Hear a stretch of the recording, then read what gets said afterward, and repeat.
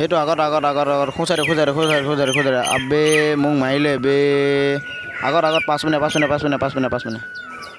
মাৰ না এইটো ঐ তহঁত দুটাই আকৌ কি সেইটো মাৰ কৰি আছ ছাৰ আমি মানে কি মানে কৰি আছ তহঁতে কি পাহৰিলি নেকি সমগ্ৰ বিশ্বত মহামাৰী কৰোণাই মানৱ জাতিৰ প্ৰতি সংকট নমাই আনিছে তাৰ প্ৰতি লক্ষ্য ৰাখি দেশত লকডাউন অব্যাহত ৰাখিছে তহঁতে যে ইমান ওচৰা ওচৰিকৈ বহি আছ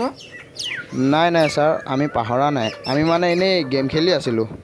আৰু সদায় মুখত মাস্ক আৰু হেণ্ড চেনিটাইজাৰ ব্যৱহাৰ কৰিবি বুজিছ তেতিয়া এই ভাইৰাছবিধে সংক্ৰমণ কৰিব নোৱাৰে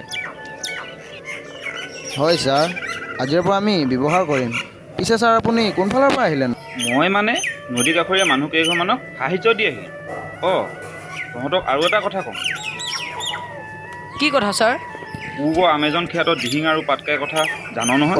জানো ছাৰ য'ত 100ৰো অধিক জীৱ জন্তুৰ লগতে 5টা প্ৰজাতিৰ ধনেশ পক্ষী আৰু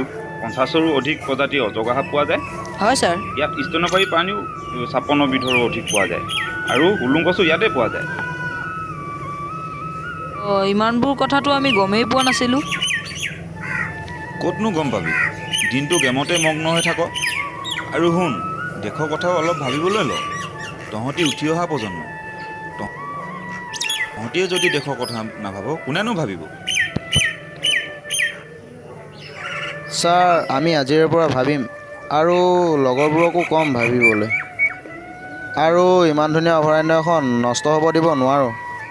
ধ্বংস কৰোঁ বুলিয়েতো কৰিব দিব নোৱাৰোঁ নমস্কাৰ ৰাইজ কেন্দ্ৰীয় চৰকাৰে যি মহামাৰী কৰোণাৰ সুযোগ লৈ আমাৰ ঐতিহ্যপূৰ্ণ দিহিং পাটকাই যি খনন কাৰ্য হাতত লৈছে তাক লৈ অতিকে আমি দুখিত যিহেতু অভয়াৰণ্যৰ 100ৰো অধিক প্ৰজাতিৰ জীৱ জন্তুৰ লগতে বহুতো মূল্যৱান সম্পদ সেই অভয়াৰণ্যত পোৱা যায় সেই সম্পদসমূহ কেন্দ্ৰীয় চৰকাৰে আমাৰ হাতৰ পৰা বঞ্চিত কৰিব বিচাৰিছে গতিকে ৰাইজ আমি সকলোৱে সজাগ হোৱা হওক ধন্যবাদ জয় আই অসম